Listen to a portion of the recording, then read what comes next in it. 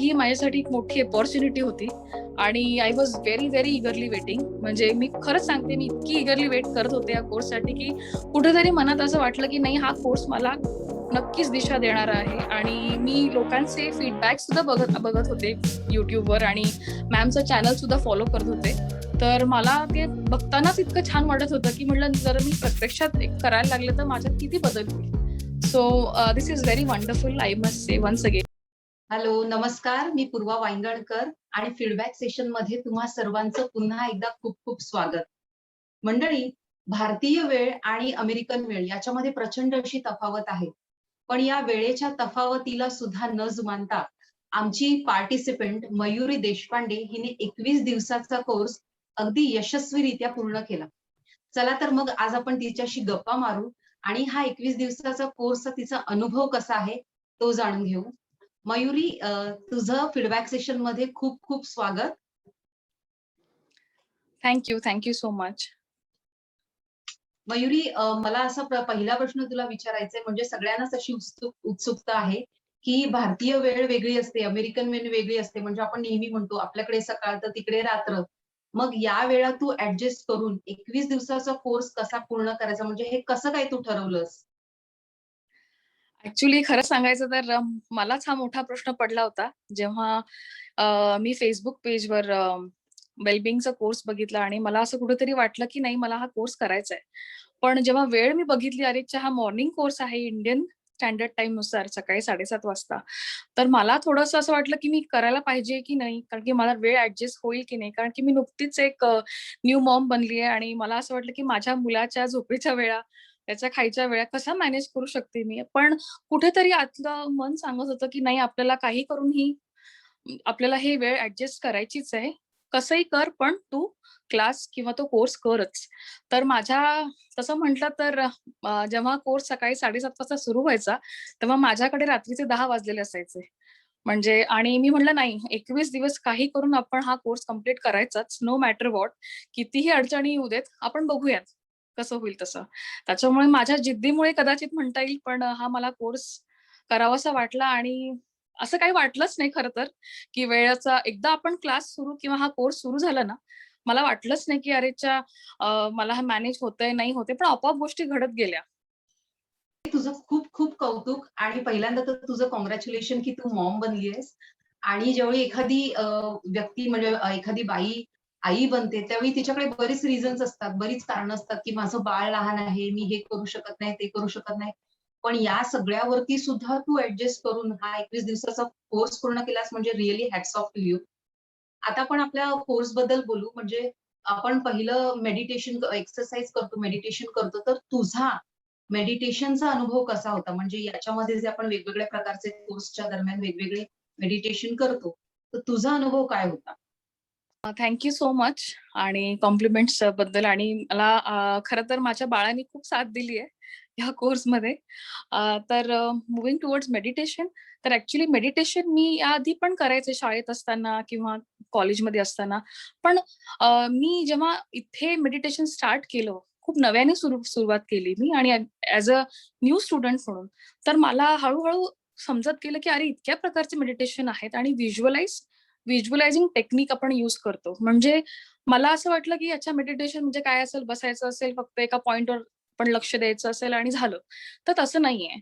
म्हणजे सुरुवातीला smile meditation, love meditation, new you meditation, म्हणजे इतके नवीन-नवीन गोष्टी. हे सगळे शब्द आपल्याला माहिती असतात.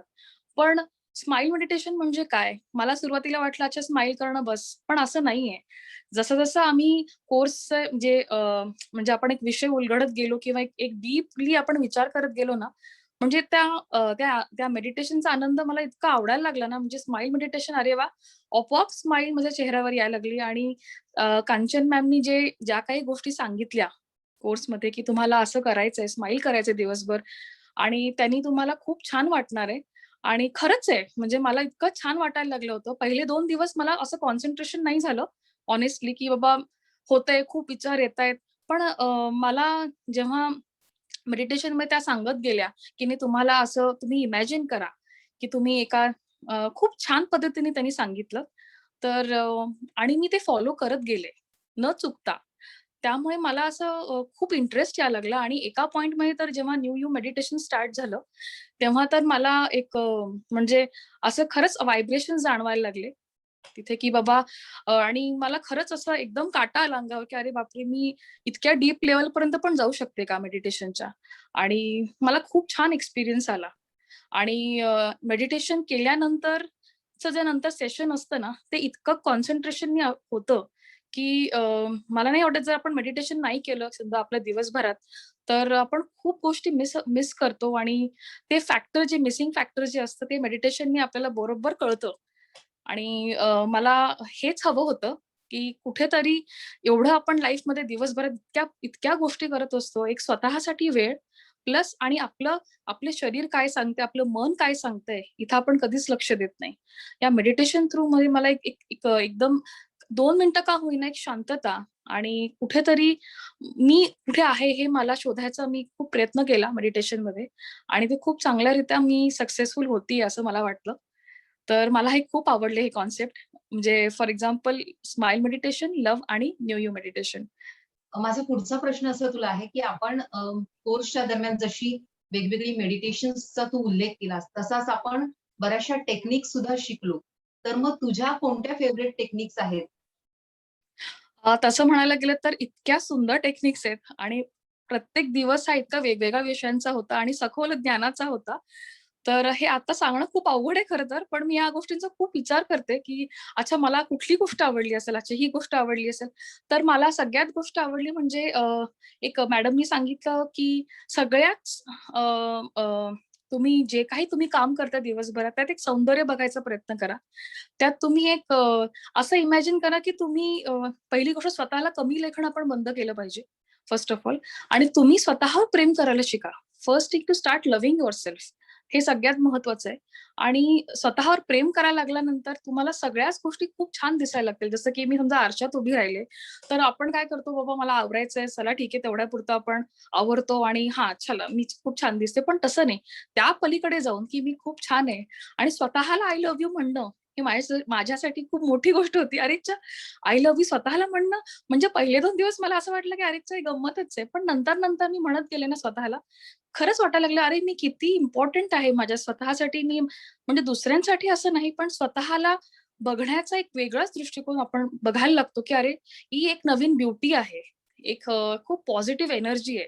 ती आपण खूप मिस आउट करतोय, ती खूप सोडतोय. त्याच्यामुळे ही एक टेक्निक आहे, की सगळ्याच गोष्टींमध्ये तुम्ही एक सकारात्मक दृष्टिकोनाने किंवा पॉझिटिव्ह आपण म्हणतो ना ॲटिट्यूड ठेवून, की सगळंच छान आहे किंवा मी एखादी गोष्ट म्हणजे तुम्हाला गंमत वाटेल, की मी आता आज भाजी चिरत होते, तर मी त्यात सुद्धा इतकं सौंदर्य अच्छा, मी आता हे कांद्याचे असे छान असे काप करीन, अच्छा किती छान दिसते ना, मी प्रेझेंटेशन करेन.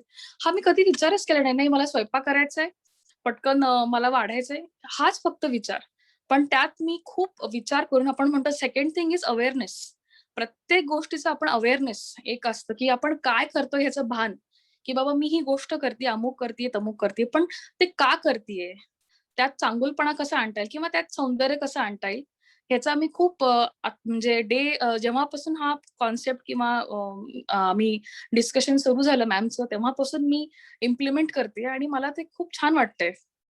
म्हणजे इनफॅक्ट आज जेव्हा मला फीडबॅक द्यायचं होतं, त्यात सुद्धा मी स्वतःला इतकं छान प्रिपरेशन केलं सकाळपासून. अरे वाह! मी खूप छान आहे, मी खूप कॉन्फिडंट आहे आणि माझं माझं जे फीडबॅक असणार आहे खूप छान जाणार आहे. म्हणजे छोट्या-छोट्या गोष्टी आपण स्वतःला खूप पॉझिटिव्हली बघायला लागतो आणि बोलायला लागतो, करायला लागतो आणि आपोआपच समोरच्याला ती गोष्ट दिसायला लागते. म्हणजे दॅट इज वंडरफुल थिंग, की म्हणजे आपण करत असतो आपल्याला वाटतं, की समोरचा काय लक्ष देणार, पण तसं नाहीये. समोरच्याला पण ऑटोमॅटिकली ती गोष्ट कळायला लागते, अच्छा ही व्यक्ती आत्तापर्यंत असंच करत आली, पण आज काय हिच्यात वेगळं एकदम? ही एकदम छान दिसती, हिच्यात एकदम तेज आलंय, अशा टाइप. मयुरी आपण सत्रांच्या दरम्यान आपलं सगळं जे महत्वाचं कॉन्सेप्ट आहे म्हणजे परफेक्ट स्क्वेअर त्याच्यामध्ये आपण सेल्फ वरती भर देतो आणि सेल्फची बाजू बघताना आपलं जे पोटेन्शियल आहे याच्यावरती आपला महत्वाचा म्हणजे मुद्दा आहे आणि त्याच्यावरती आपण अभ्यास करतो. तर त्याचा सेल्फचा अभ्यास करताना तुला ते कशा प्रकारे हँडल केलंस तू? म्हणजे ते सोपं पडलं तुझ्यासाठी की ते आव्हानात्मक होतं? अ, नक्कीच आव्हानात्मक होतं, कारण की सोपं वाटलेलं सुरुवातीला, पण जेव्हा विचार करायला लागले ना, की अरे खरंच आपल्यात काय पोटेन्शियल आहे? आपल्यात काय क्षमता आहे. अच्छा, आधी आधी वाटलं अच्छा मी हे छान करते का तेच, पण तसं नाहीये. जेव्हा खूप डीपली जाऊन हा विचार केला ना, की अरे अच्छा माझ्याकडे ही ही क्षमता आहे आणि ठीक आहे कळाली मला क्षमता आहे, पण पुढे काय करायचं त्याचं? मग त्यांनी असं सांगितलं, की क्षमता आहे ना, मग तर तुम्ही आधी ओळखायला शिका तुमची क्षमता काय आहे. ठीक आहे बाबा तुम्हाला कळली तुमची क्षमता. फॉर एक्झाम्पल मी गाणं खूप छान गाते आणि मला असं वाटलं ठीक आहे, पण पुढे काय? पण मी पुढे असा विचार केला, की चला त्याच्यावर आपल्याला अजून अभ्यास करायचा आहे. नुसतं त्याच्यावर चालणार नाहीये. मग ते पोटेन्शियल आपण आपलं जे पोटेन्शियल आहे त्याचं फोकस्ड राहणं पण फार महत्वाचं आहे. म्हणजे एक एक अच्छा मी आज गाणं गाते, मग मी उद्या शिकते आणि झालं संपलं. असं नाहीये. तर त्यात सुद्धा किती सखोलपणे अभ्यास करायचा आणि शिकत राहायचंय. आणि दुसरी गोष्ट आहे, की त्यात सुद्धा अडचणी येणार. पोटेन्शियल तुमचं एकदा तुम्हाला कळल्यानंतर त्यात सुद्धा अडचणी येणार. त्यात सुद्धा रेझिस्टन्स हा प्रकार येणार. पण तरी पण तुम्ही त्याच्यावर किती फोकस्ड असलं पाहिजे आणि एकदा का तुम्हाला तुमचं पोटेन्शियल कळलं, तुम्ही त्याचा कसा वापर करायला पाहिजे, तुम्ही कसं ऍप्लिकेशन कसं केलं पाहिजे. म्हणजे तुम्हाला एकदा कळलं, की अच्छा मलाच खूप छान गाता येतं. ठीक आहे, मग मी पुढे काय केलं, मी त्याचा अभ्यास केला. मी विशारद झाले आणि विशारद झाल्यानंतर मी पुढे काय करणार आहे, ह्याचाही त्यांनी सांगितलं, की आपण सतत हा अभ्यास कंटिन्यू करत राहायला पाहिजे. आयुष्यात म्हणजे आपण एखादी गोष्ट ठरवतो, झाली, संपलं असं नसतं. त्यात सुद्धा आपण त्याच्या पलीकडे जाऊन खूप डीपली त्याचा अभ्यास केला पाहिजे आणि जसं-जसं आपण त्याच्यात डीपली अभ्यास करत जातो, आपल्याला अजून आपली ताकद किंवा क्षमता वाढत जाते. हे त्यांनी खूप खूप आणि अगदी चांगल्या पद्धतीने समजून सांगितलं.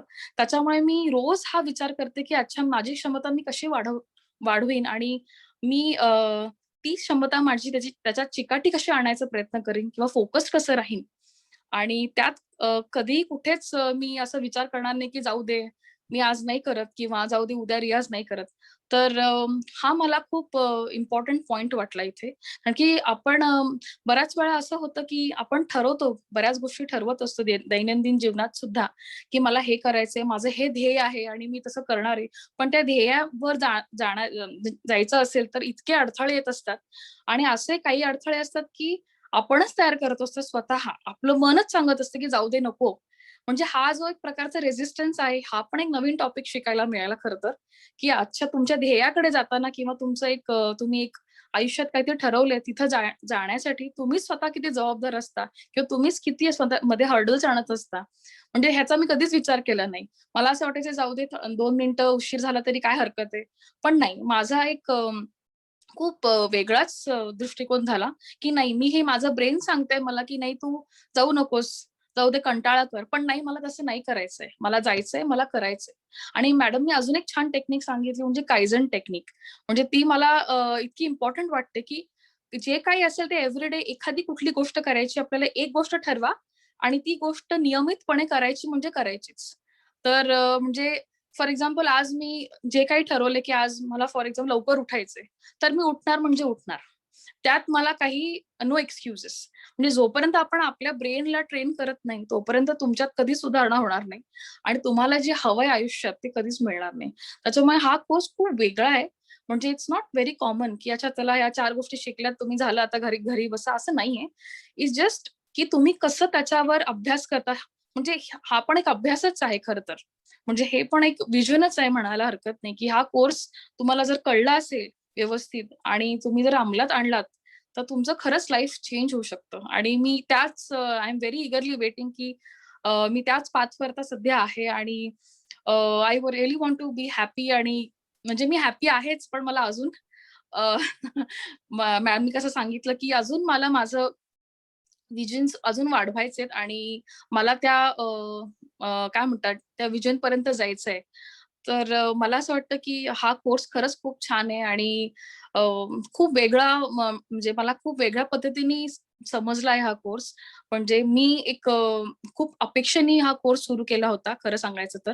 कारण की माझ्या लाईफमध्ये खूप अप्स एंड डाउन्स जेव्हा एक आई झाल्यानंतर आणि स्पेशली जेव्हा तुम्हाला इथं कोणाचीच मदत नसते. म्हणजे तुम्ही तुमचा नवरा असतो आणि फक्त तुमचं बाळ असतं आणि आजूबाजूला तुम्हाला मदत करायला कोणी नाहीये आणि तिथं तुम्हाला तुमचं मूल मॅनेज करायचंय, तुमचं घर मॅनेज करायचंय, तिथं तुम्हाला कोणी सर्व्हिस द्यायला येणार नाहीये आणि त्यात तुम्हाला बरेच हार्मोनल चेंजेस होत असतात टू बी व्हेरी हॉनेस्ट आणि त्या हॉर्मोनल जे एक आई झाल्यानंतर जे चेंजेस होत असतात, त्यातनं तुम्हाला कसं मार्ग काढायचा, एक फ्रस्ट्रेशन आलेलं असतं ऑब्व्हियसली, कारण की आपल्याला झोप होत नसते, खाणं-पिणं नीट वेळेवर नसतं, डोक्यात बरेच विचार असतात, "अरे आपण काय करतोय? नुसतं आपण हे घरातच बसलोय."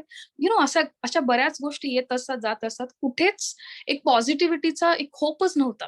आणि कुठेतरी टाईम मॅनेज करणं म्हणा किंवा एक फोकस म्हणा, हा कुठेतरी मला असं वाटलं खूप शिफ्ट झाला होता आणि मला कुठेतरी ट्रॅकवर येणं खूप इम्पोर्टंट होतं. पण ट्रॅकवर येणं म्हणजे कसं ट्रॅकवर येणं? पण मला एक अशा पद्धतीचा प्रॅक्टिकल एक कोर्स हवा होता, की मी आयुष्यात खरंच तो कोर्स इम्प्लिमेंट करू शकेन. नुसतं ऐकण्यासाठी असं नाही, की पण मला स्वतः ती इच्छा झाली पाहिजे, की नाही मला हा कोर्स करायचा आहे. आणि योगायोगाने आपण म्हणतो ना, की आपली एक इच्छा जर असेल, विलिंग असेल, तर आपल्याला अपॉर्च्युनिटीज येतात. कोर्समध्ये सुद्धा मॅमनी हेच सांगितलं, की तुमचे थॉट्स तुम्ही जेव्हा तुम्ही जेव्हा ठरवता, तुम्ही आधी अवेअरनेस तयार करता. त्याच्यानंतर तुम्ही जेव्हा आपले विचार सुरू होतो, तेव्हा आणि त्याच्यावर जेव्हा तुम्हाला असं वाटायला लागतं, की नाही मला हे करायचंय, तेव्हा आपोआपच तुम्हाला अपॉर्च्युनिटीज यायला लागतात म्हणतात ना. तर ही माझ्यासाठी एक मोठी अपॉर्च्युनिटी होती आणि I was very, very eagerly waiting. म्हणजे मी खरंच सांगते, मी इतकी इगरली वेट करत होते या कोर्ससाठी, की कुठेतरी मनात असं वाटलं, की नाही हा कोर्स मला नक्कीच दिशा देणारा आहे आणि मी लोकांचे फीडबॅक सुद्धा बघत बघत होते YouTubeवर आणि मॅमचं चॅनल सुद्धा फॉलो करत होते. तर मला ते बघतानाच इतकं छान वाटत होतं, की म्हटलं जर मी प्रत्यक्षात एक करायला लागले, तर माझ्यात किती बदल होईल. So this is very wonderful I must say once again. आणि मी तो एक न्यू एक्सपिरियन्स, एक न्यू चॅप्टर आणि एक न्यू व्हिजनचा अनुभव घेतेय सध्या. So I am very happy about it. मयुरीने आपले पूर्ण अनुभव शेअर केले आणि तिच्यामध्ये म्हणजे तिने मेडिटेशनचे अगोदरही बरेचसे कोर्स पूर्ण केले होते. पण या कोर्समध्ये मेडिटेशन करताना तिने आपला असा अनुभव शेअर केला, की एक न्यू स्टुडंट, एक नवीन विद्यार्थी म्हणून तिने हे मेडिटेशन केलं आणि त्याच्यामधून तिला मिळालेले अनुभव खूप चांगले होते. म्हणजे स्वतःचा विचार कसा करायचा, स्वत्व कसं शोधायचं मेडिटेशनमधून हे तिने जाणलं. त्याचप्रमाणे ती म्हणते, की माझ्या चेहऱ्यावरती किंवा पूर्ण आपल्या बॉडीमध्ये तेज येतं. म्हणजे आपण स्वत्वावरती ज्यावेळी सेल्फवरती आपण काम करतो, त्यावेळी सगळ्या अनुषंगाने, सगळ्या पैलूने आपण काम करतो. आणि हा जो कोर्स आहे, हे एक आपल्या आयुष्याला नवीन दिशा देणारा आहे. म्हणजे ती तिच्याच म्हणण्याप्रमाणे new experience, new vision, new life. तर तुम्हालाही या सगळ्या गोष्टींचा मेडिटेशन, एक्सरसाइजेस, तुमचं स्वत्व किंवा आमचे जे कन्सेप्ट्स आहेत, महत्त्वाचे कन्सेप्ट्स आहेत, याचा जर अनुभव घ्यायचा असेल, तर नक्कीच आमच्या मॉर्निंग रुटीन बॅचचा अनुभव घ्या आणि तुमच्याही आयुष्याला एक नवीन दिशा द्या. धन्यवाद.